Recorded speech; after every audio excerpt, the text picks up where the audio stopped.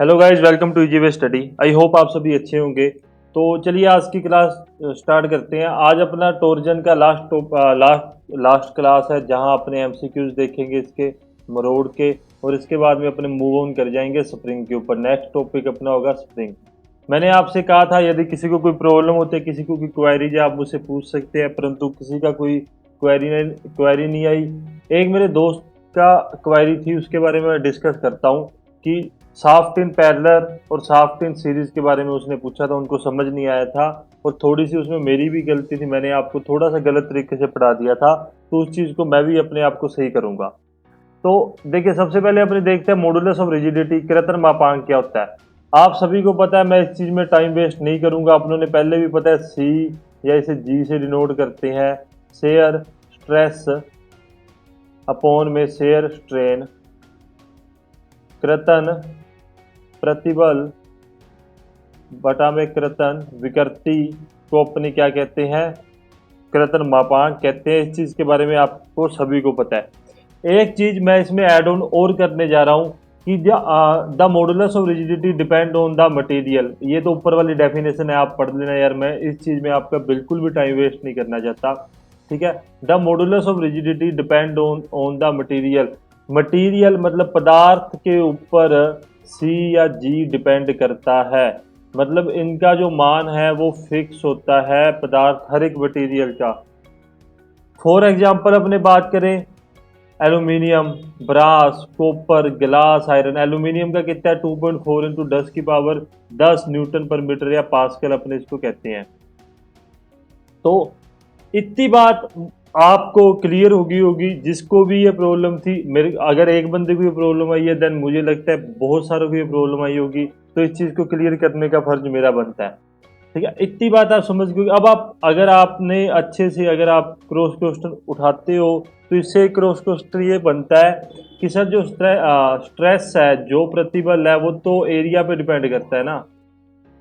हाँ बिल्कुल, एरिया पे डिपेंड करता है। वो एरिया तो दे रखा है, ये एरिया कितना है, 1 मीटर स्क्वायर का एरिया है, 1 मीटर स्क्वायर का क्षेत्रफल है। ठीक है। यहाँ पे जो है यहाँ पे 2.4 इंटू 10 की पावर 10। जैसे जैसे यदि एरिया आप सपोज कीजिए 10 मीटर स्क्वायर का क्षेत्रफल हो, तो क्या होगा, ये तो एक मीटर स्क्वायर का है, इसको 10 से मल्टीप्लाई कर देंगे। ऑब्वियस सी बात है, एरिया पे डिपेंड करता है, परंतु एरिया के साथ साथ इसकी वैल्यू भी बढ़ेगी। तो आई होप इस चीज को आप समझ चुके होंगे, इस चीज में आपको कोई प्रॉब्लम नहीं होगी कि modulus of rigidity depend on the material. हर एक मटेरियल की मॉडुलस ऑफ रिजिडिटी अलग अलग होती है और फिक्स होती है। देन अपने बात करते हैं shaft in series. Shaft in series मतलब क्या हुआ, ये कोई साफ्ट है, ये कोई पहली साफ्ट है, पेन चेंज करके अच्छे से बनाऊंगा, और ये कोई दूसरी साफ्ट है, ये सेकंड है, और ये साफ्ट क्या है, फर्स्ट है। तो ये इसका सेंटर थोड़ा सा ऊपर नीचे हो गया, तो यहाँ पे टी टॉर्क लग रहा है। अब देखिए, दो तीन बातें डायरेक्ट फॉरवर्ड आपके एग्जाम में जो आती हैं, मैं उस पर बात करता हूँ। सबसे पहले तो एग्जामिनर आपसे मतलब क्या पूछेगा कि जो एंगल ऑफ ट्विस्ट है वो क्या होगा, बोथ दोनों शाफ्ट का, मतलब ओवरऑल कंपाउंड शाफ्ट में एंगल ऑफ ट्विस्ट क्या होगा, θ1 प्लस θ2।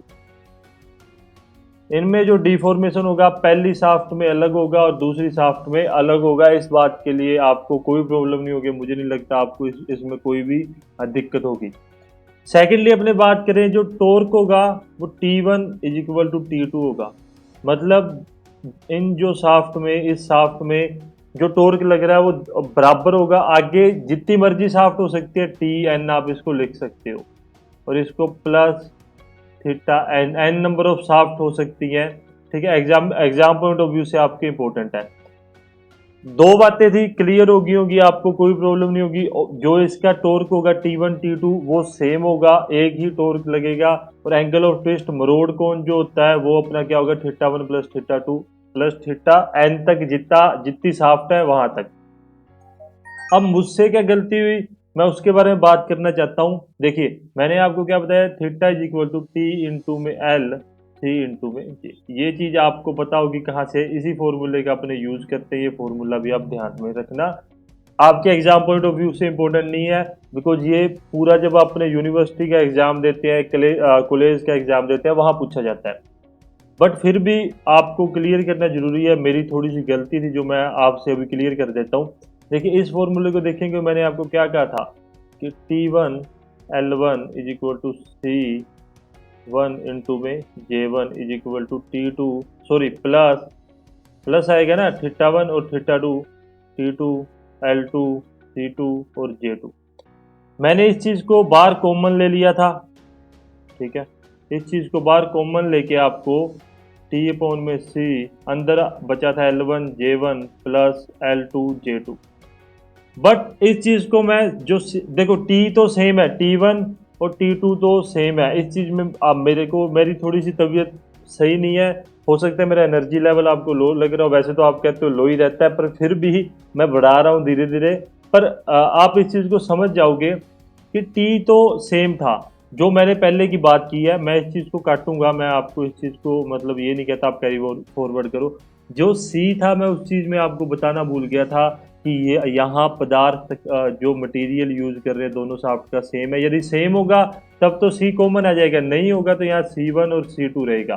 तो इस चीज़ को कंफ्यूज मत होना, याद मत करना। मैं फिर भी कह रहा हूँ सिर्फ और सिर्फ इतनी दो बातें आपने याद रखनी है।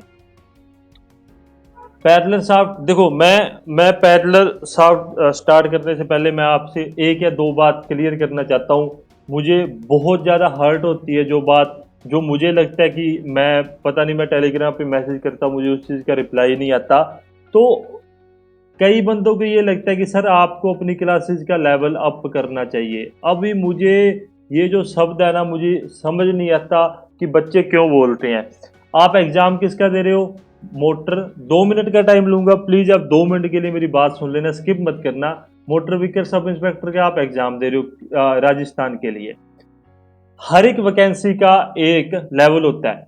यही आप यूपीएससी का एग्जाम तो नहीं दे रहे। मैं आपको यूपीएससी के लिए नहीं पढ़ा रहा जो आप मुझे कह रहे हो लेवल अप। मैं आपको गेट के लिए नहीं पढ़ा रहा, मैं आपको एसएससी जेई के लिए नहीं पढ़ा रहा। मैं ये नहीं कह रहा मैं एसएससी जेई के लिए पढ़ा रहा हूँ, मैं ये नहीं कह रहा। बल्कि मैं इतना भी ग्रांटेड लेता हूँ, आप एसएससी जेई की तैयारी कर रहे हो और आपने मेरा टोर्जन अगर आपने पढ़ा है, देन आप एसएससी जेई का एग्जाम में जो टोर्जन के टॉपिक आएंगे वो इससे बाहर नहीं जाएंगे। पर मैं फिर भी मानता हूँ कि मोटर व्हीकल सब इंस्पेक्टर थोड़ा सा लेवल अप होता है उसका, कि उसका लेवल थोड़ा सा ऊपर होता है। तो हर एक एग्जाम का अपना एनालाइज होता है। आप पता नहीं क्या लेवल अप के लिए कहते हो, मुझे तो अभी तक ये नहीं समझ आया कि मतलब कहना क्या चाहते हैं वो लोग, उनको चाहिए क्या।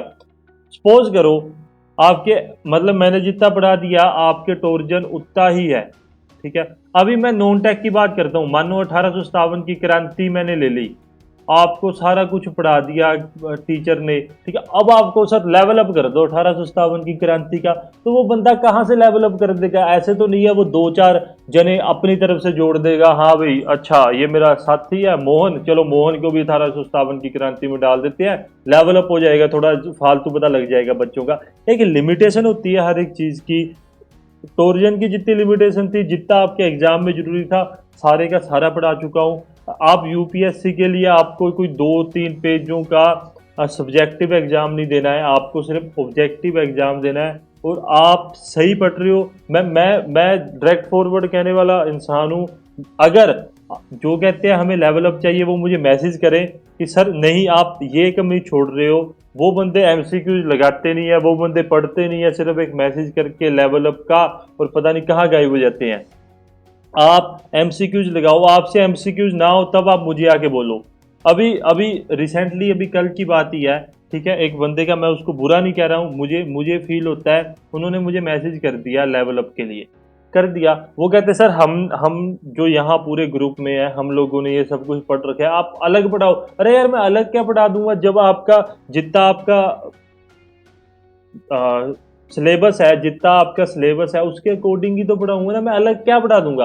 अब आप मुझे कहो कि भारत के इतिहास में आप अलग पढ़ाओ या आप स्प्रिंग में कुछ अलग पढ़ाओ, अलग का मतलब क्या होता है मुझे ये तो बता दो। जो आपका सिलेबस है, चलो आप लोगों ने पढ़ रखा है, मैं मानता हूँ 50% बच्चों ने वहां पे ये सब कुछ पढ़ रखा होगा, ठीक है, कोई प्रॉब्लम नहीं है, 50% बच्चे वहाँ रिवीजन है। बट जो बचे हुए 50% बच्चे हैं उनका क्या?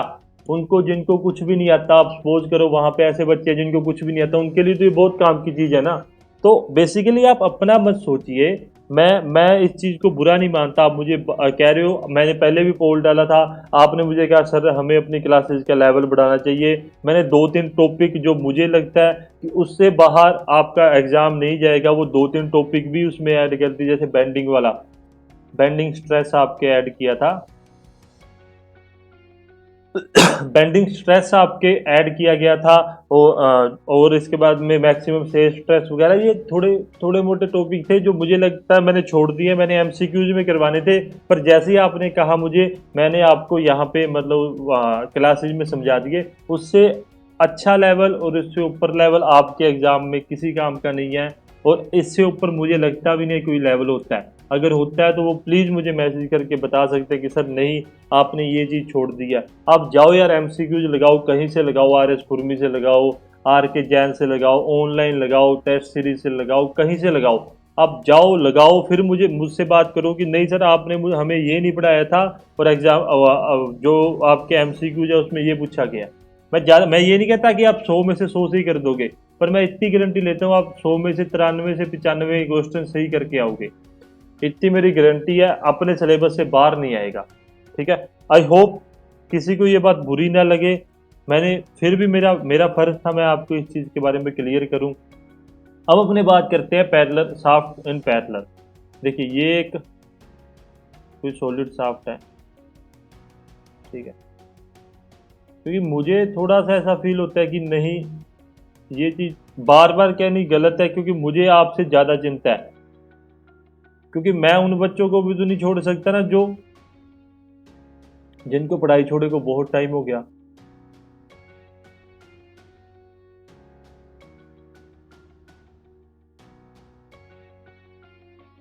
ये कुछ इस प्रकार से अपनी फिर भी सॉरी, अगर किसी को भी बुरा लगा हो तो उसके लिए मैं सॉरी मांगता हूँ, पर मेरे को लगता है कि नहीं, ये चीज़ क्लियर करनी आप लोगों के साथ ज़रूरी है। हाँ, ये सेकंड है और ये पहली शाफ्ट है। तो देखिए, शाफ्ट इन पैरेलल में मैंने अ, एक दो बातें जो छोड़ दी थी अपने, उसके बारे में डिस्कस करते हैं। देखो, एक तो ये होलो शाफ्ट के अंदर सॉलिड शाफ्ट है, एक दूसरे से जुड़ी हुई हैं, मतलब ये एक दूसरे के अप्रोक्स मूवमेंट नहीं कर सकती, ठीक है, हिलजुल नहीं सकती, ये डिफॉर्म होगी, एक जगह पे होगी, एक साथ होगी। तो सबसे पहले इसमें अपने देखेंगे ये सीरीज इन शाफ्ट का उल्टा होगा, मतलब theta one is equal to theta two is equal to theta n. Angle of twist क्या होगा, पहली शाफ्ट और दूसरी शाफ्ट का बराबर होगा, अलग अलग नहीं होगा, जितनी भी उसमें शाफ्ट लगी हुई है उसका। देन सेकेंडली, टी जो टॉर्क होगा, जो टी इस पे टॉर्क लग रहा होगा, जो टी टॉर्क लगेगा, कुछ टी वन इधर चला जाएगा और कुछ टी टू इधर चला जाएगा। तो T one plus T two plus T n, algebraic sum अपने कह सकते हैं इसको। मैं ज़्यादा आपको इस चीज़ में नहीं घुसाना चाहता, एल्जेब्रिक सम हो जाएगा T is equal to T one plus T two plus T n. ये दो बातें एग्जाम पॉइंट ऑफ व्यू से इंपॉर्टेंट है। अब जो मैंने आपको थोड़ा सा गलत बताया था, मैं उस चीज़ को अभी भी क्लियर कर देता हूँ। उस मेरे दोस्त का धन्यवाद जिन्होंने अच्छे से, मतलब मैं उनका डेडिकेशन देख के मुझे बहुत अच्छा लगता है कि वो पढ़े और मुझसे क्रॉस क्वेश्चन किया, और मेरी वहाँ कहीं ना कहीं गलती थी। पहले सीरीज वाला तो कोई प्रॉब्लम नहीं थी। अब देखिए, मैंने आपको क्या कहा था, टी इंटू में एल अपॉन में सी इंटू में J is equal to T into में एल अपॉन में सी इंटू में J, one one one one two two two और टू। हाँ, तो क्या था मैंने, ये जो मैं टॉर्क लेके चल रहा था ना, मुझे मैं इस टॉर्क को सीरीज की तरह सेम लेके चल रहा था, सिर्फ यही एक गलती हो गई थी, यहाँ पे सेम नहीं आएगा। तो इस चीज़ को आप भूल जाना, इस चीज़ को आप मत याद करना, आपके काम की चीज़ नहीं है। सिर्फ आप इतना याद करना, टी इंटू में एल अपॉन में सी इंटू में जे, ठीक है, इतनी ही बात याद करने लायक है। क्योंकि देखो, यहाँ अगर आप टी वगैरह की वैल्यू रखने लग गए तो टी की वैल्यू क्या आएगी, टी माइनस टी टू, यहाँ पे क्या आएगी, टी माइनस टी वन। तो बहुत बड़ा फॉर्मूला हो जाएगा और आपके एग्जाम में नहीं पूछा जाता ये, ठीक है। फिर भी मुझे ये था कि आपको बता दूं, यहाँ थोड़ी गलती थी। सी का तो वही सेम सीन था कि यदि पदार्थ सेम होगा तो देन तो सी अपना कट जाएगा, अदरवाइज सी नहीं कटेगा। इतनी बात आपको समझ आ गई होगी, आपको किसी को इस चीज़ में कोई प्रॉब्लम नहीं होगी। तो जो मेरे दोस्त को प्रॉब्लम थी, मुझे लगता है उनको भी समझ आ गया होगा, उस भाई को भी समझ आ गया होगा कि मेरी गलती थी, मैं उसको एक्सेप्ट करता और इस चीज़ को अपने काट देते हैं। चलिए आगे मूव करते हैं, आगे मूव ऑन करते हैं। अब अपने देखते हैं एमसीक्यू। आरएस खुरमी से उठाए हैं, मैं डायरेक्ट फॉरवर्ड कहता हूँ, पता नहीं यूट्यूब वाले स्ट्राइक ट्रिक ना दे दें, कोई और स्ट्राइक तो क्या कॉपीराइट वगैरह ना दे दें, तो इसलिए मैंने नंबर नहीं लगाई, मैंने आपको टेलीग्राम पे भेज दिया था। आरएस खुरमी मैं हमेशा प्रेफर करता हूँ, आरएस खुरमी पढ़ ली, आपका एग्जाम क्लियर है। मैं अभी भी मुंह पे बोल रहा हूँ, आरएस खुरमी पढ़ ली, आपका एग्जाम क्लियर है। बाकी आपकी मर्जी है, आप चाहे कोई भी बुक पढ़ो, इसरो इसरो की पढ़ो, चाहे यूपीएससी की पढ़ो, चाहे गेट की पढ़ो, आप कोई पढ़ सकते हो, पर आपके एग्जाम के लिए आरएस खुरमी और मैक्सिमम जाना है तो आर के जैन, ये दो बुक आपके लिए इनफ है। तो चलिए अपने बात करते हैं द शेयर स्ट्रेस। हिंदी वाले परेशान ना हो, आपको साथ के साथ समझाता जाऊंगा, ठीक है, आप साथ के साथ आंसर करते जाना। The shear stress at the centre of A circular shaft under torsion is, देखो ये कोई शाफ्ट है, सर्कुलर शाफ्ट है, ये इसका सेंटर है। यहाँ पे शेयर स्ट्रेस की वैल्यू क्या होगी, ये इतना पूछना चाहता है। शेयर स्ट्रेस मतलब कृतन प्रतिबल, कृतन प्रतिबल का मान क्या होगा सेंटर पे। देखिए मैंने आपको कहा था तो समानुपाती होता है रेडियस के, इस बात को आप सभी को याद होगा, आपको कोई प्रॉब्लम नहीं। बल्कि मैंने ये भी कहा था अगर आर जीरो होगा तो टो क्या होगा अपना जीरो होगा, इस बात को भी मैंने आपको समझाया था। ऑब्जेक्टिव में मैंने कहा था डायरेक्ट आपसे पूछेगा, अरे वही पूछ रहा है।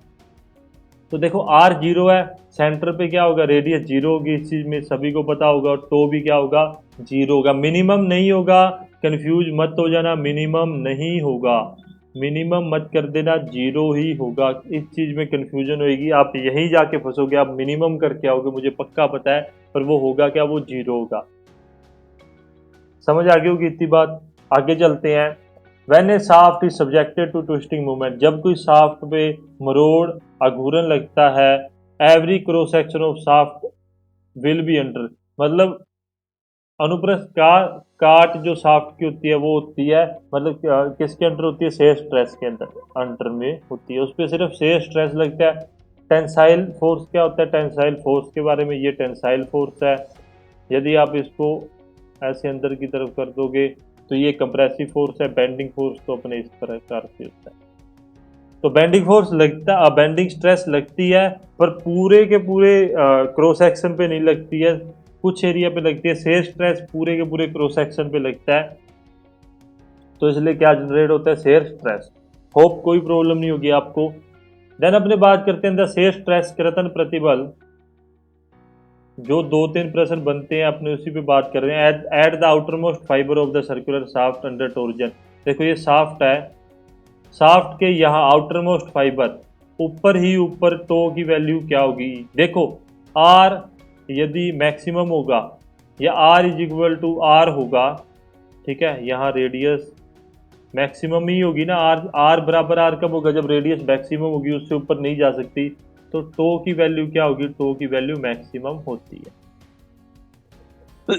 आई होप इतनी बात आपको समझ आ गई होगी, टो की वैल्यू क्या होगी, शेयर स्ट्रेस कर्तन प्रतिबल की वैल्यू क्या होगी, मैक्सिमम होगी।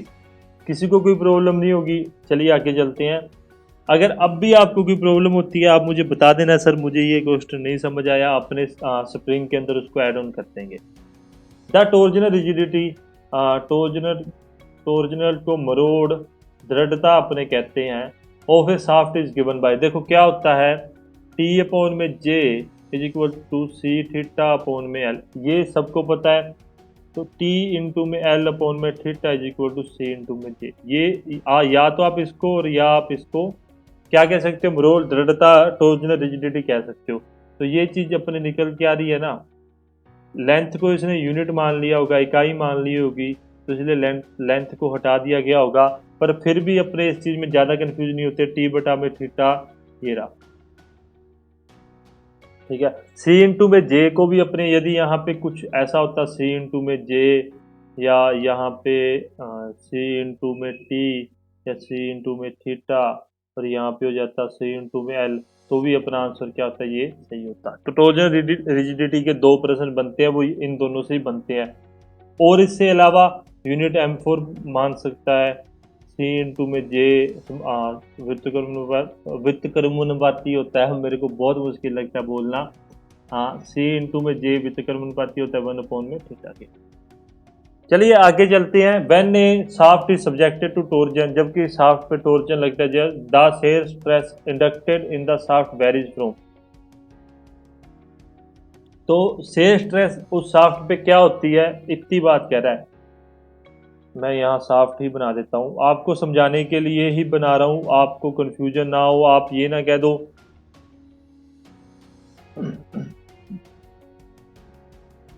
आप आप ये ना कह दो कि आपने जो पढ़ाया उससे नहीं आया। सॉरी यार, गला खराब हो रखा है। हाँ जी, तो देखिए सबसे पहली कंडीशन मिनिमम एट सेंटर और मैक्सिमम एट सर्कमफ्रेंस। यहाँ पे क्या होगा, तो मिनिमम होगा और यहाँ पे क्या होगा, मैक्सिमम होगा, पहली कंडीशन। सेकंड कंडीशन की बात करें, मैक्सिमम, तो यहाँ पे शेयर स्ट्रेस होगा। दूसरी कंडीशन सेकंड में क्या कह रहा है, maximum at centre and minimum at circumference. तो मिनिमम होगा ऊपर परिधि पर, अपने इसको सर्कमफ्रेंस को कह सकते हैं। सी क्या होगा, जीरो एट सेंटर, यहाँ पे क्या होगा, जीरो, और मैक्सिमम एट द सर्कमफ्रेंसेज, मतलब यहाँ पे क्या होगा, मैक्सिमम होगा। देन डी के बारे में बात करते हैं, मैक्सिमम एट द सेंटर, यहाँ पे क्या होगा, मैक्सिमम होगा, और जीरो एट द सर्कमफ्रेंस। देखो कंफ्यूजन सिर्फ दो ही चीज़ों में होगी आपको, पहला कंडीशन ये और सेकंड कंडीशन ये। तो राइट आंसर थर्ड कंडीशन होगी अपनी, ठीक है। जीरो होगा, जीरो होगा, ना कि अपने पास जीरो होगा, ना कि अपने पास क्या होगा, मिनिमम होगा। यार ये पेन नहीं, सुंदर सुंदर सा पेन लेते हैं, हाँ ये ठीक है। हाँ, जीरो होगा, ना कि अपने पास मिनिमम होगा। इतनी बात आपको समझ आ गई होगी, इसमें किसी को कोई प्रॉब्लम नहीं होगी। 3-4 प्रश्न बनते हैं, ये ये शायद लास्ट लास्ट प्रश्न होगा अपना, जो अपने ऑब्जेक्टिव से जो शेयर स्ट्रेस और रेडियस के बारे में बताता है। देखो मैंने पहले ही बताया, अभी कंफ्यूजन दूर कर देता हूँ, रेडियस के बराबर होता है, ठीक है। सॉरी, बराबर नहीं होता, सॉरी सॉरी, डायरेक्टली प्रोपोर्शनल होता है, समानुपाती होता है। क्या, तो समानुपाती होता है रेडियस के। तो for a shaft the shear stress at a point is क्या होगा, directly proportional to the distance from axis of the shaft. मतलब देखो, एक्सिस ऑफ द शाफ्ट से कंफ्यूज मत हो जाना, ये एक्सिस है शाफ्ट की, ठीक है। यहाँ से कोई भी दूरी ले लें अपने, ठीक है, दूरी मतलब क्या, रेडियस ही होगी ना, दूरी ले लें, तो जो टो होगा वो उसके समानुपाती होगा, किसके, दूरी के, अक्ष से दूरी के वो क्या होगा, समानुपाती होगा। इस चीज़ में आपको कंफ्यूजन नहीं होनी चाहिए। चलिए आगे चलते हैं। The polar movement of inertia, ध्रुवीय जड़ता आघूर्ण of A solid circular shaft diameter D. मुझे नहीं लगता हिंदी इंग्लिश वालों को प्रॉब्लम होगी।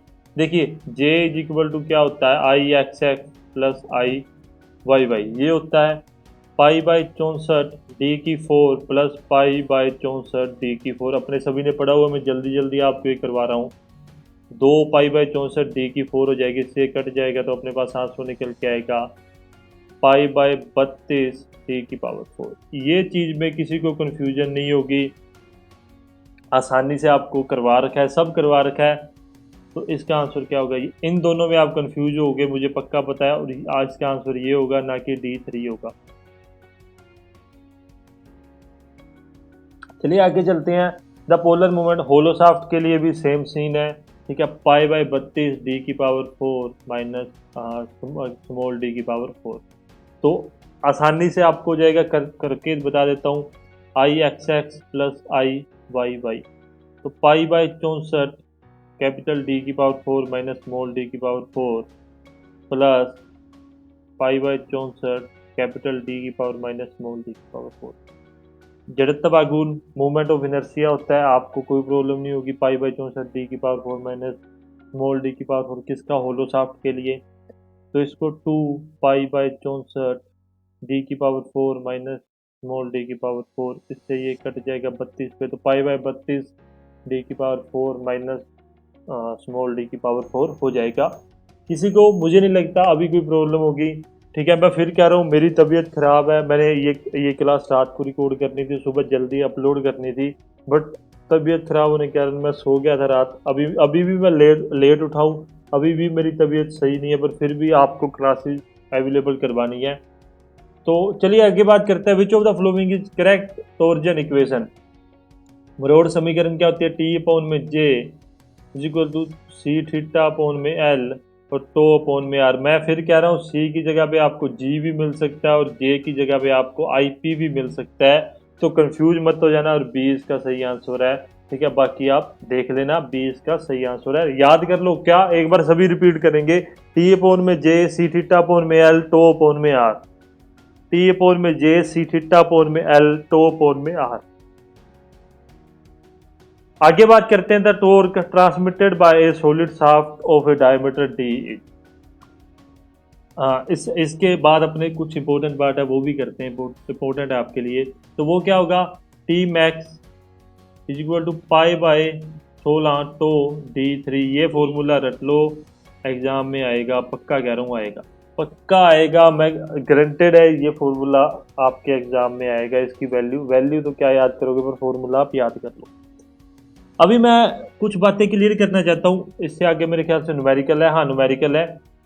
देखो ये कोई शाफ्ट है अपने पास, ठीक है, इस पे टॉर्क लग रहा है, अपनों ने टॉर्क लगा रहे हैं, इसके ऊपर लगा रहे हैं, इसकी स्ट्रेंथ अपने को पता लगानी है। सपोज करो अपने को स्ट्रेंथ पता लगानी है, इसकी सहन शक्ति पता लगानी है। मेरे ख्याल से सहन शक्ति होता है, आप जो भी हिंदी में अनुवाद होता है वो आप थोड़ा सा देख लेना। तो मैं ये टॉर्क को बढ़ा रहा हूँ, ये इसमें डिफॉर्मेशन हो रहा है शाफ्ट में, कोई प्रॉब्लम नहीं है। एक मौके में टॉर्क मैक्सिमम पे पहुंच गया, टॉर्क मैक्सिमम में पहुंच गया, इसमें उतनी स्ट्रेंथ है कि ये टॉर्क मैक्सिमम सहन कर सके। उससे ऊपर जाते सार क्या होगा? मैं टॉर्क मैक्सिमम से ज़्यादा टॉर्क लगाते सार ये फेलियर हो जाएगी, शाफ्ट फेल हो जाएगी, शाफ्ट टूट जाएगी, या किसी प्रकार का कोई डिफॉर्मेशन हो जाएगा, कुछ भी हो जाएगा इसके अंदर, ठीक है। तो अपने एक प्रकार से कह सकते हैं कि टॉर्क मैक्सिमम ही क्या है, उस शाफ्ट की स्ट्रेंथ होती है, कि उससे ऊपर जाते सार अपना क्या होगा, वो स्ट्रेंथ और वो जो शाफ्ट होगी वो फेल हो जाएगी। इतनी बात में किसी को कोई कंफ्यूजन नहीं होगी, किसी को कोई प्रश्न नहीं होगा। मैं फिर रिपीट कर देता हूँ कि टॉर्क मैक्सिमम तक वो शाफ्ट की सहन शक्ति होती है, टॉर्क मैक्सिमम से ऊपर जाते सार वो शाफ्ट क्या हो जाएगी, फेल हो जाएगी। इस बात में किसी को कोई कंफ्यूजन नहीं होगी। सेकंड मोस्ट बात करते हैं अपने, मैं इसको इरेज कर दूं, तो अब अपने बात करते हैं शेयर स्ट्रेस के बारे में। वही सेम कंसेप्ट अपने लेके चलते हैं कि अगर टॉर्क मैक्सिमम को अपने क्या कह सकते हैं, स्ट्रेंथ कह सकते हैं। उस शाफ्ट की स्ट्रेंथ इतनी है कि वो इतना टॉर्क मैक्सिमम सहन कर सकती है, सहन शक्ति उसकी इतनी है। वही सेम कंसेप्ट है। देखो शेयर स्ट्रेस है, अभी शेयर स्ट्रेस एक मैक्सिमम लेवल पे पहुंच गया, मैक्सिमम लेवल पे पहुंच गया, ठीक है। उसके बाद में क्या होगा, उसमें फेलियर ही होगा, उस शाफ्ट में क्या होगा, फेलियर ही होगा। तो अपने इसको टो को अपने क्या कह सकते हैं, टो को अपने शेयर स्ट्रेंथ के बराबर लेके चलते हैं, ठीक है, कि इतनी सहन शक्ति है शेयर स्ट्रेस सहन करने की उस शाफ्ट में। कंफ्यूज नहीं होगे आप, मुझे लगता है इस चीज़ में किसी को कोई कन्फ्यूजन नहीं होगी, ठीक है। शेयर स्ट्रेस मैक्सिमम से ऊपर जाते सर वो शाफ्ट फेल हो जाएगी। फेल कैसे हो जाएगी कि उसमें देखो, हाँ मैं अभी समझा देता हूँ। ये इस प्रकार का डिफॉर्मेशन होगा ना, ये कब तक होगा, ये यहाँ तक होगा, ये यहाँ तक होगा, कहीं ना कहीं जाके तो ये फेल होगा ही होगा ना। शेयर स्ट्रेस फेल होगी, शेयर फोर्स कहीं ना कहीं जाके तो फेल होगा ही होगा। तो शेयर स्ट्रेंथ अपने लेके चलते हैं। एक बात जो अभी अपनों ने पीछे करके हटे हैं कृतन मापांक के बारे में, कि शेयर स्ट्रेंथ हर एक पदार्थ के लिए से अलग अलग होती है, ठीक है। उसकी वैल्यू अपने को पहले से पता होती है कि इसकी इतनी शेयर स्ट्रेंथ है। देखो अगर अपने को वैसे से स्ट्रेस निकालनी हो तो एरिया के और फोर्स के से अपने निकाल सकते हैं, पर जब मैक्सिमम की बात चल रही है तब अपने पास उसकी वैल्यू अपने को पहले से ज्ञात होती है, अपने को वैल्यू उसकी पहले से ही पता होती है कि इसमें इतना शेयर स्ट्रेस सहन करने की क्षमता है, इससे ऊपर ये नहीं कर सकता। तो इसका शेयर स्ट्रेस मैक्सिमम, तो मैक्सिमम इसका ये होगा। तो इस चीज़ के बारे में अपने को पता होता है। तो अगर यदि पदार्थ सेम रहेगा तो उसका टो भी क्या रहेगा, सेम रहेगा। ये दो बातें आपको भी क्लियर कर दी मैंने, आप कंफ्यूज नहीं होगे। अब अपने मूव ऑन करते हैं एमसीक्यूज की तरफ। देखिए, पहली बात, एमसीक्यूज टाइम कंज्यूमिंग होते हैं, वो आपका टाइम वेस्ट करने के लिए होते हैं। बट एक बात याद रखना, जहां आपके पास लिमिटेड टाइम होता है ना, वहां पे वो टाइम कंज्यूम नहीं करते, अगर आप उसको छोटा करके आसान तरीके से समझ के अगर आप उसको करने की कोशिश करते हो। तो दो शाफ्ट हैं, A and B, same material की बनी हुई हैं, इस बात में किसी को प्रॉब्लम नहीं होगी। ए और बी दो शाफ्ट हैं। The shaft A is a diameter of 50 mm, इसका डायमीटर है, and shaft B is of 100 mm diameter, मतलब 100 mm इसका बी शाफ्ट का डायमीटर है। The strength of a shaft B is dash as that of shaft A, मतलब B shaft की strength A shaft की अपेक्षा कितनी होगी, ये इसके बारे में पूछ रहा है।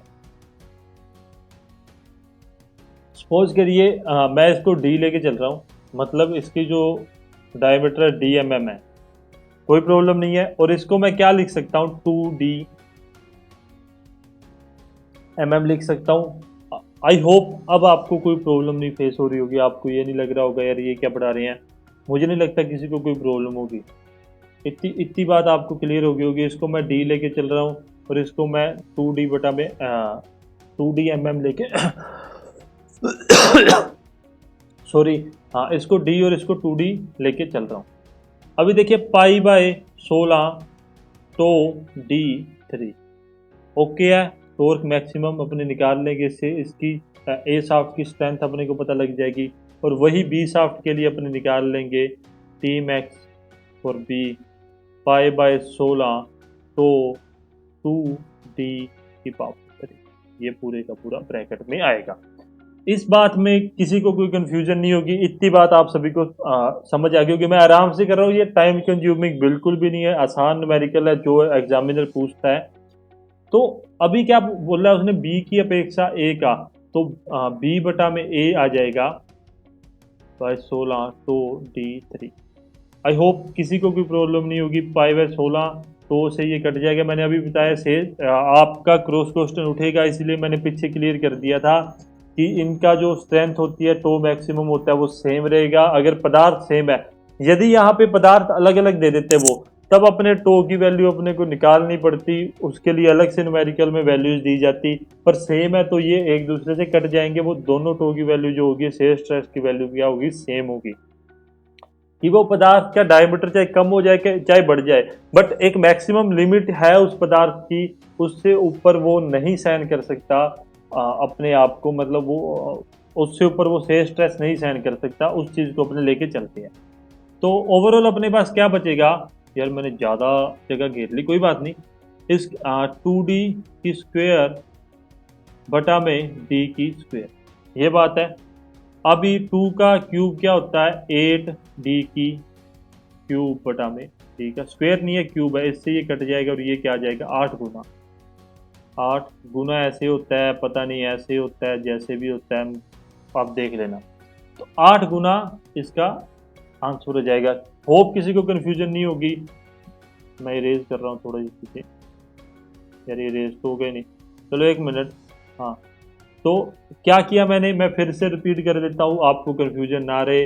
पाई बाय 16 तो D3 लिया इधर, और पाई इक्वल नहीं लगाएंगे, पाई बाय 16 तो 2D3 इधर लिया। कैसे लिया मैंने, ए वाले 50 mm को मैंने D माना, तो मैं 100 mm को 2D लेके चल रहा हूँ।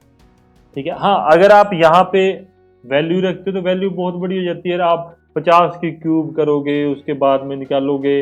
मैं इसका आसान तरीका सेकंड वे भी आपको बता दूंगा, दूसरा तरीका भी अभी मेरे दिमाग में आया, करके देख लेंगे अगर उससे होता है तो बी की अपेक्षा ए का पूछा है, तो डी की क्यूब, इससे ये कट जाएगा 8D की क्यूब बटा में डी की क्यूब, तो इससे कट जाएगा 8 बचेगा, तो मतलब 8 गुना। उसी प्रकार से अगर यहाँ पे आप डी की वैल्यू रखते हो, ठीक है, पाई बाय 16 तो 2 इंटू 50 की क्यूब बटा में पाई बाय 16 तो 50 की क्यूब, ये चीज़ आप रख सकते हो अपने। ये बी शाफ्ट है, और ये ए साफ्ट है, इसके अकॉर्डिंग आप ये चीज़ रख सकते हो, किसी को कोई प्रॉब्लम नहीं होगी। ठीक है, ये इससे कट जाएगा। अभी इसको इससे करेंगे तो 8 इंटू 50 की क्यूब बटा में 50 की क्यूब रहेगी, और इससे ये कट जाएगा 8, फिर भी अपना 8 गुना जैसे भी आप लिखते हो 8 टाइम अपना आंसर आ जाएगा। होप सो आपको कोई प्रॉब्लम नहीं, कि दोनों तरीके से बता दिया। वैसे डी और 2D लेके चलना, आसानी से सोल्व कर सकोगे, आगे के जितने भी एग्जाम्पल हैं ज़्यादा प्रॉब्लम नहीं फेस करोगे। और दूसरा तरीका आप ये भी लेके चल सकते हो कि ये दोनों तो सेम ही है ना, वहाँ पे 2 से इसको मल्टीप्लाई कर देंगे, जैसा भी आपको सही लगे। होप आप कंफ्यूज भी नहीं हो रहे होगे, मैं आपको सही पढ़ा रहा हूँ। देन अपने आगे बात करते हैं in torsion equation J upon में R क्या होता है। वही ध्रुवीय मापांक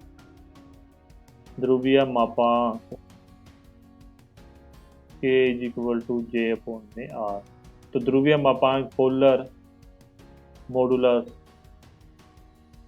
क्या है, ये आंसर। ज़्यादा कंफ्यूज मत होना, कुछ भी नहीं है, सिर्फ पोलर मॉडुलस के बारे में पूछा है। The polar modulus for a solid shaft of diameter D is. देखिए मैं फिर कह रहा हूँ एनर्जी लेवल लो है, मेरे को ना सही में मेरी तबीयत बिल्कुल भी नहीं सही लग रही है। मैं तो भी आपकी ये क्लास रिकॉर्ड करके और फिर सोऊंगा, क्या पता कल की क्लास आए ना आए, उस चीज़ के बारे में मुझे अभी नहीं पता है। तो उसके बारे में बात करते हैं। J अपॉन में R होता है, J अपने पास क्या है सॉलिड शाफ्ट के लिए 32D की 4 बटा में R को D बटा में 2 लिखते हैं, तो इसको काटने के बाद अपने पास 5/16 D की पावर 3। ये चीज़ में मेरे को लगता है ये चीज़ आप लोगों ने रट ली होगी, यदि आपने अच्छे से पढ़ाई की है, अच्छे से आपने पढ़ा है। ठीक है, पोलर मॉडुलस क्या होता है J अपॉन में R, polar movement of inertia बटा में रेडियस होता है। Polar movement of inertia solid shaft के लिए ये होता है रेडियस D बटा 2 होती है। इससे काटापिटी करके और अपने निकाल दिया 5/16 D की क्यूब।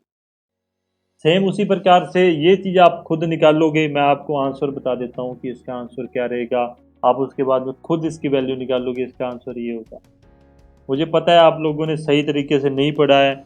यदि आपने सही तरीके से पढ़ा होता तो मैंने आपको जब इससे भी पहले जब आपको MCQs दिए थे, तब मैंने वहाँ पे पोल रखा था टेलीग्राम ग्रुप में, तो सभी ने उसका नहीं आंसर दिया। सिर्फ 3 से 4 बच्चे थे जिन्होंने आंसर दिया था। मतलब अभी मेरे अपने टेलीग्राम ग्रुप में 30 से 35 बच्चे हैं, तो मतलब 3 से 4 बच्चे ही डेडिकेटली पढ़ रहे हैं। तो 10% बच्चे ही मैं मान के चलता हूँ कि जो डेडिकेटली पढ़ रहे हैं, बाकी सब के सब पढ़ रहे हैं पर उस डेडिकेशन के साथ नहीं पढ़ रहे।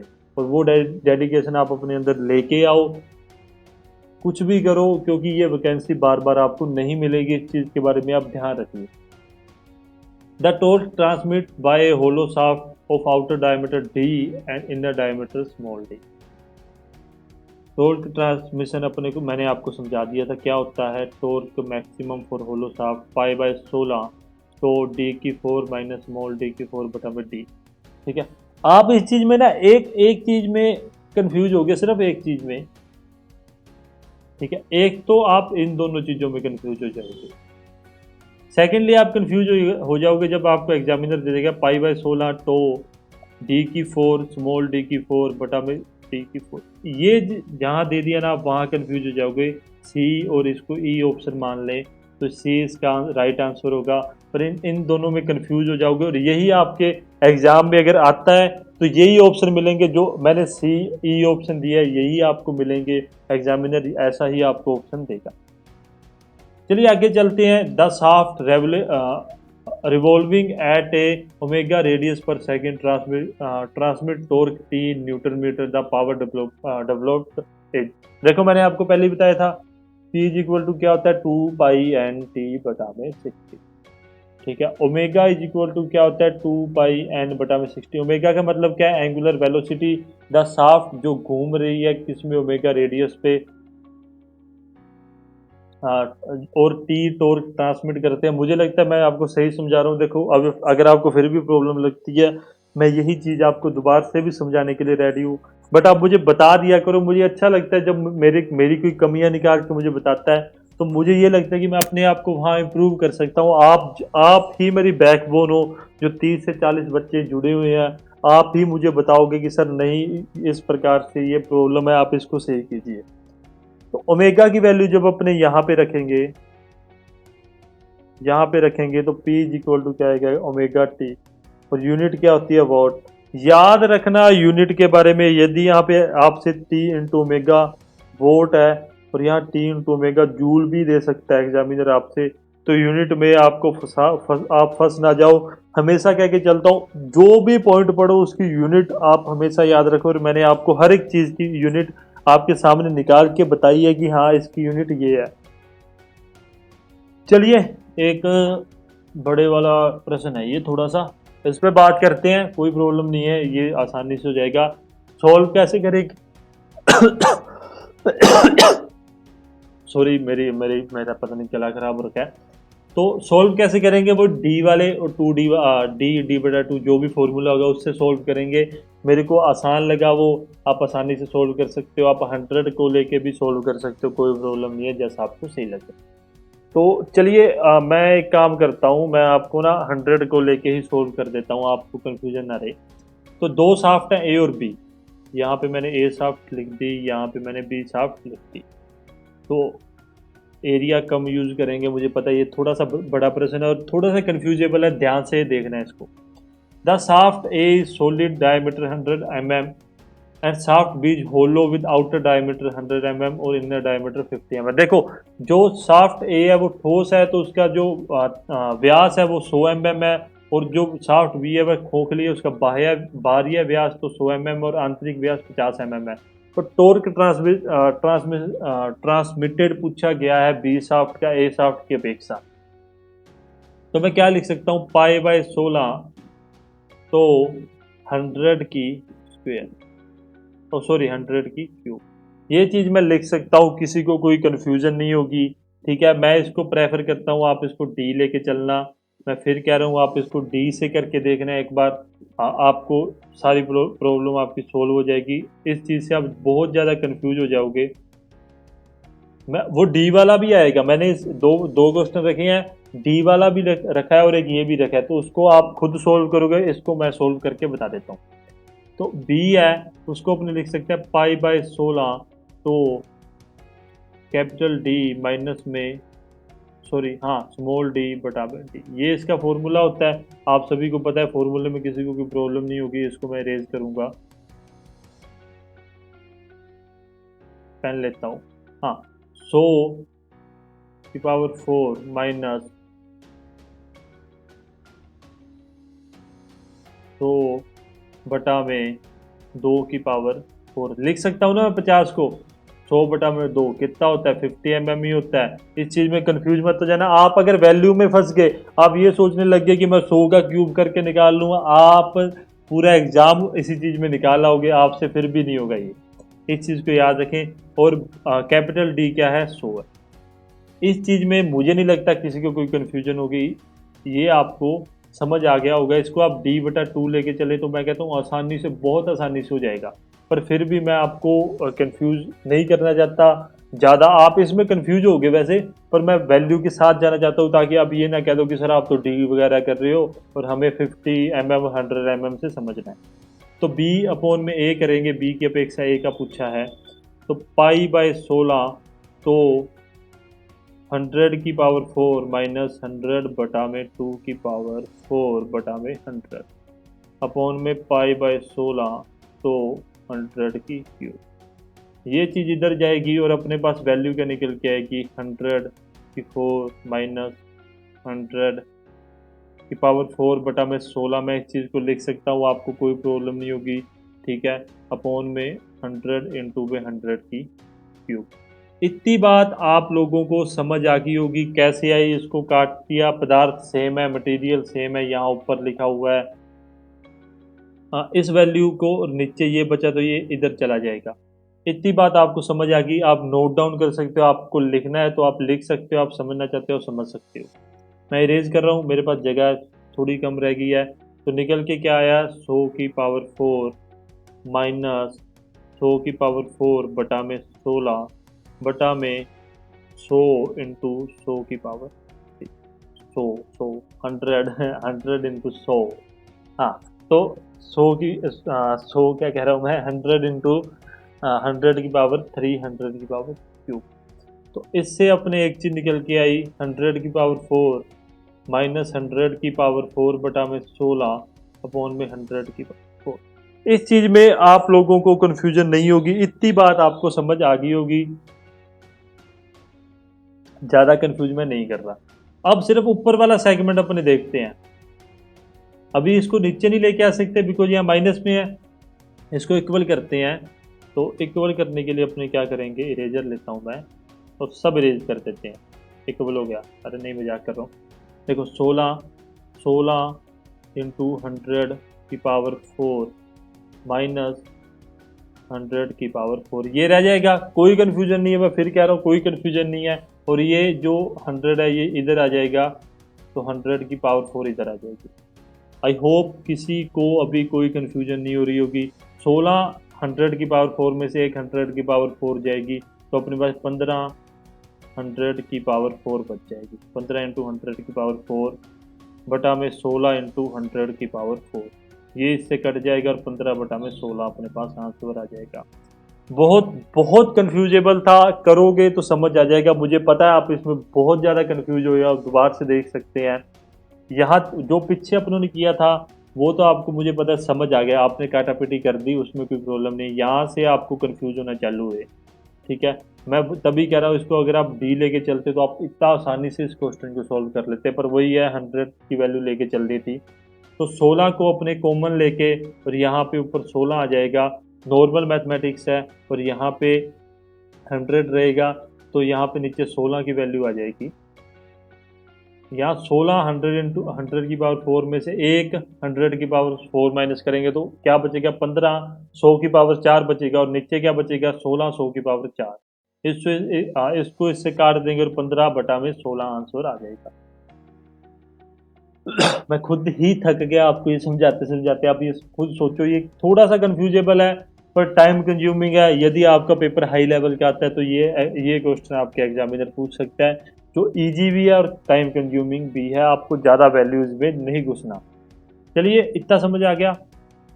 The strength of the shaft is जज by torque transmitted by shaft, yes ठीक है। Maximum torque transmitted by shaft के द्वारा अपने उसकी सहन शक्ति को ज्ञात करते हैं शाफ्ट की। ये सेम क्वेश्चन है, आप होमवर्क में करोगे, सेम टू सेम है। आंसर मैं बता देता हूँ, 15 बटा में 16 आएगा। कैसे आएगा आप करके देखना, मैं इसलिए नहीं करवा रहा, करवाने के लिए मैं करवा सकता हूँ, ठीक है। आप खुद करके देखोगे, वो पहले वाला देखो, उससे समझो और फिर खुद करके देखो, आपको अपने आप समझ आ जाएगा 15 बटा 16 में कैसे आया। खुद करना है, ये आपका होमवर्क है। मैं ये भी कह रहा हूँ ये सेम है, आंसर भी ये आएगा, मैंने सब बता दिया, पर इसको करके जरूर देखना। ढिलाई मत देना, ढीले पड़ गए तो ये समझ लो कुछ भी नहीं हाथ आएगा, ठीक है ना। इधर का रहता है बंदा ना उधर का रहता है। तो चलिए आगे अपने देखते हैं। अभी वो डी वाला सीन अपने चालू करते हैं। मैंने जैसे आपको पहले करवाया था, दो शाफ्ट है ए और बी, और इसी प्रकार के प्रश्न आपसे पूछे जाते हैं। ज़्यादा से ज़्यादा आपको ये जो t is equal to pi by 16, तो d3 वाला फॉर्मूला है ना, इससे न्यूमेरिकल और पूछ सकता है, जिसमें आपको टो की वैल्यू और d3 की वैल्यू दे देंगे और टॉर्क निकालने के लिए कह देंगे। इससे ज़्यादा आपसे इन डेप्थ कोई भी नहीं पूछेगा। कंफ्यूज मत होना, आराम से चिल मोड ऑन रखो और आराम से पढ़ो। आप बहुत अच्छा पढ़ रहे हो, विश्वास मानिए, आपको किसी प्रकार की कोई प्रॉब्लम नहीं आने दूंगा। तो चलिए डायमीटर क्या है, अपने वही बात करते हैं। दो shaft A and B, same material पदार्थ सेम है, तो मतलब शेयर स्ट्रेस जो होगी वो दोनों की इक्वल होगी। The shaft A is of diameter D and shaft B is of diameter D2, ठीक है। मतलब इसका जो डायमीटर डी है इसका डी का आता है, तो बी की स्ट्रेंथ ए की अपेक्षा कितनी होगी। वही सेम रिपीटेड क्वेश्चन आ रहे हैं अपने पास, कोई आपको प्रॉब्लम नहीं होगी इस चीज़ में, आसानी से अपने इस चीज़ को कर सकेंगे। पहली बात मैं इसको आपको होमवर्क के लिए देना चाहता हूँ, पर मुझे वो रिस्पॉन्स नहीं आ रहा मेरे टेलीग्राम ग्रुप पे, अपने टेलीग्राम ग्रुप पे, कि बच्चे डेडिकेटली पढ़ रही हो, तो मैं खुद ही करवा के आपको फ्री कर देता हूँ। मुझे क्या, मैं फॉर्मेलिटी कर देता हूँ। जैसे आप लोग फॉर्मेलिटी कर रहे हो उस ग्रुप में होने की, वैसे मैं फॉर्मेलिटी कर देता हूँ कि आपको समझाने की।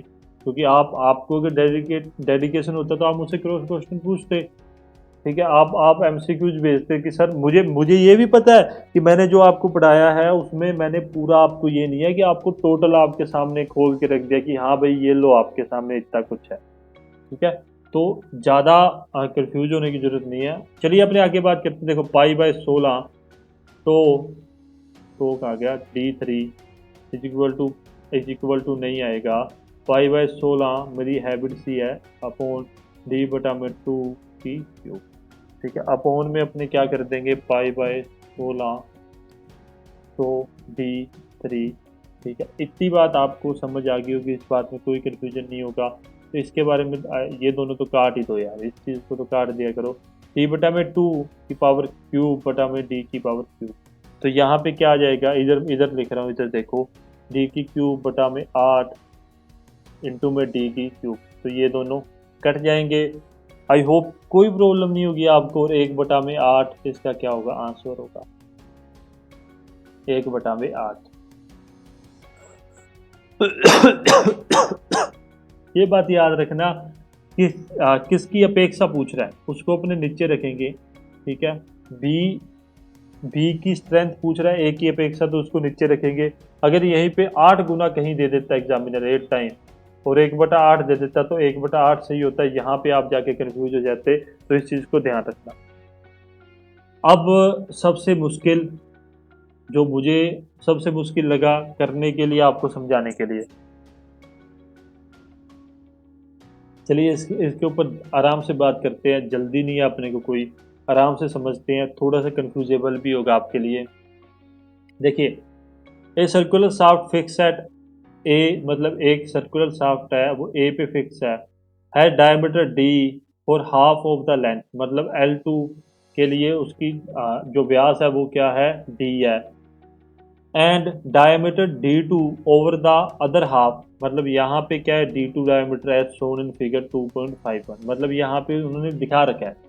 If the rotation of B relatively to A is 1 radian, मतलब ए के अपेक्षा बी का रोटेशन क्या है, 1 रेडियन है। रेडियन है। The rotation of C relative to B, मतलब बी की अपेक्षा सी का क्या रोटेशन होगा, कितना, मतलब उसमें घुमाव होगा। तो नीचे एक लाइन दे रखी है, T L and C are same in both cases, मतलब दोनों के लिए टॉर्क, लंबाई और मॉडुलस ऑफ रिजिडिटी, कृत्रिम मापांक सेम होगा। तो चलिए देखते हैं। देखो जो बी के लिए है वो क्या होगा, टी इंटू में एल अपॉन में, हाँ यहाँ पे क्या है, रेडियन क्या है अपने पास, थीटा है, एंगल ऑफ ट्विस्ट है, इस बात को याद रखेंगे। मरोड़ कोण के बारे में ये कह रहा है। टी इंटू में एल, सी इंटू में जे इज इक्वल टू क्या है, 1 है। इस बात में किसी को कोई कंफ्यूजन नहीं होगी, किसी को कोई प्रॉब्लम नहीं होगी। ठीक है, इतनी बात है। अब वो कहना क्या चाहते हैं, अपने इस चीज़ को फिक्स मान लेते हैं। अब ये फिक्स हो चुका है किसके लिए, सी के लिए, सी शाफ्ट के लिए, सी एंड के लिए। जो बी जो शाफ्ट थी वो फिक्स हो चुकी है, जैसे बी के लिए ए फिक्स थी उसी प्रकार से सी के लिए बी फिक्स हो चुकी है। अब अपने इस चीज़ को सी के लिए देखें तो टी इंटू में एल अपॉन में सी इंटू में जे, यही बात है। इतनी ही बात अपने सामने निकल के आ रही है, और तो कोई लंबी चौड़ी बात ही नहीं है। चेंजेस क्या है, टी सेम रहेगा दोनों में, एल सेम रहेगा दोनों में।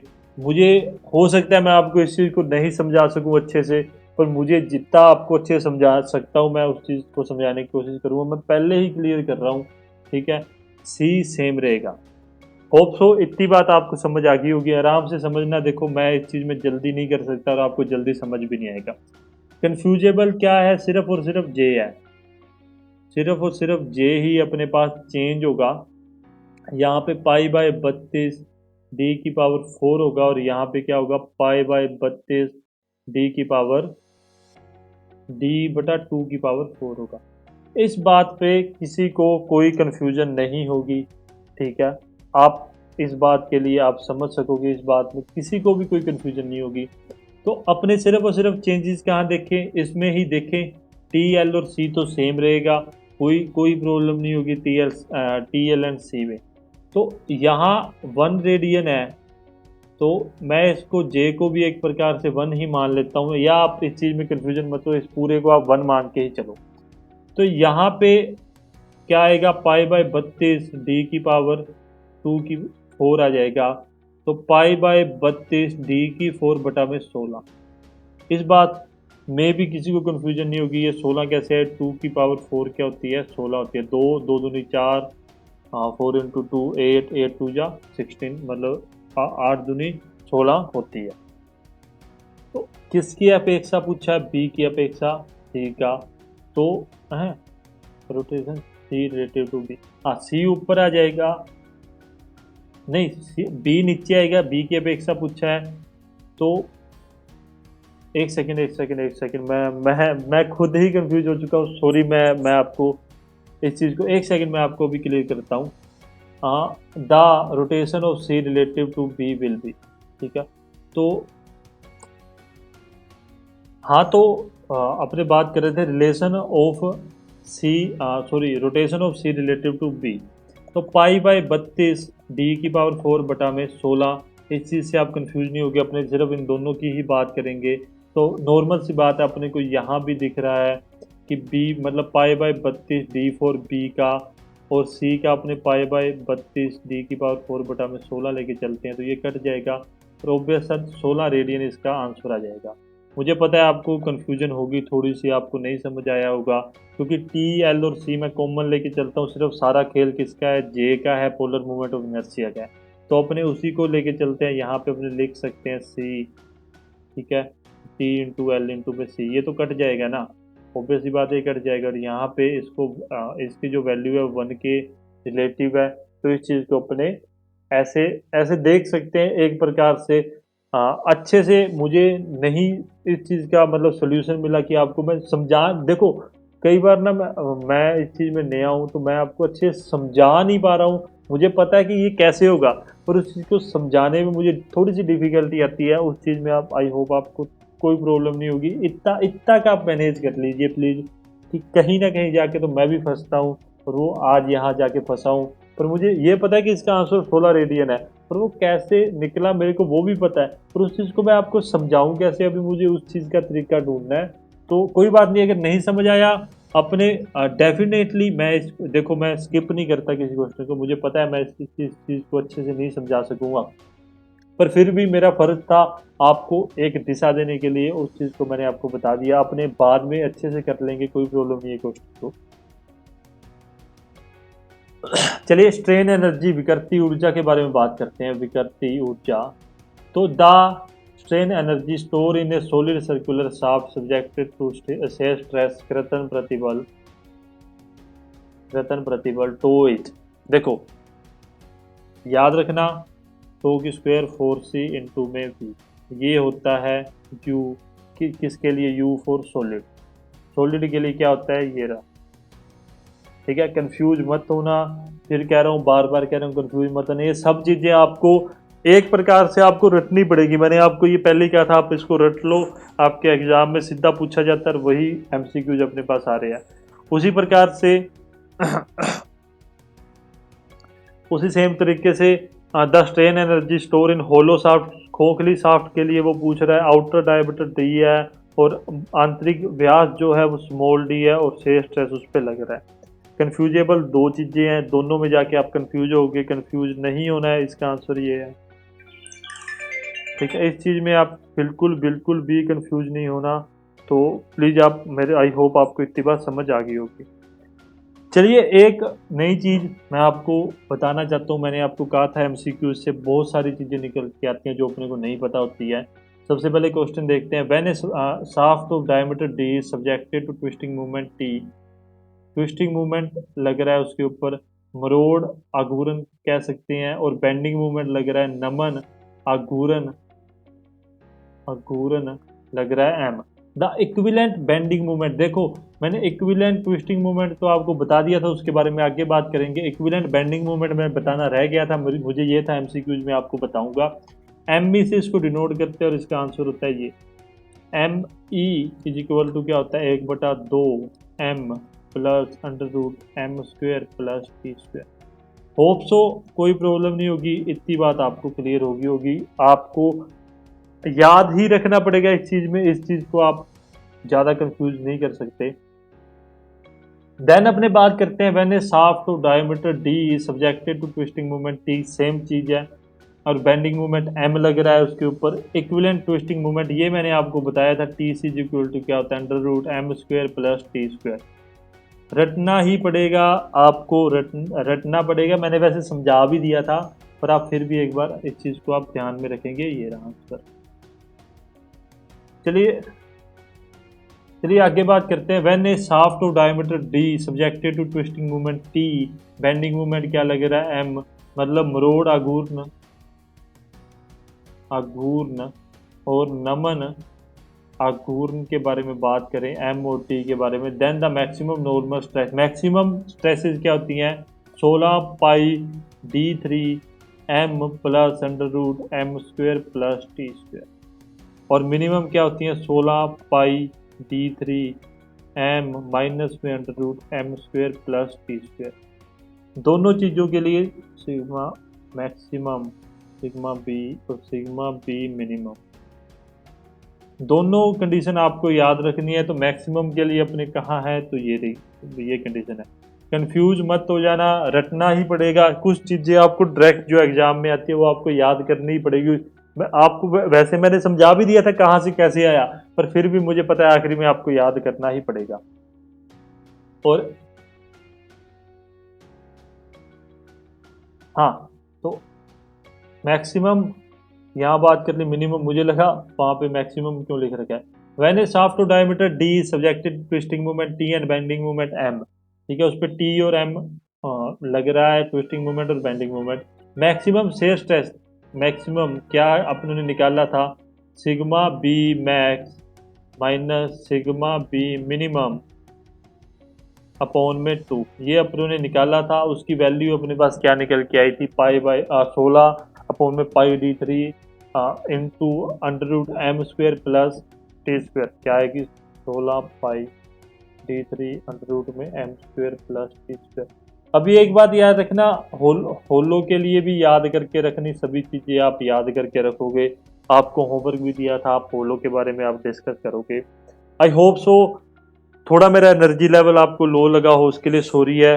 एक क्वेश्चन में मैं थोड़ा अटक गया था, मैं फिर भी आपको कहीं ना कहीं आपको उसका आंसर बता चुका हूँ, उसके लिए भी सॉरी है। मैं हर एक चीज़ के लिए माफ़ी मांगता हूँ, मुझे पता है जहाँ मैं गलत हूँ वहाँ मैं गलत ही हूँ, ठीक है। लेवल अप की बात मैं फिर कहना चाहता हूँ, प्लीज़ इस चीज़ के बारे में आप टेंशन मत लीजिए।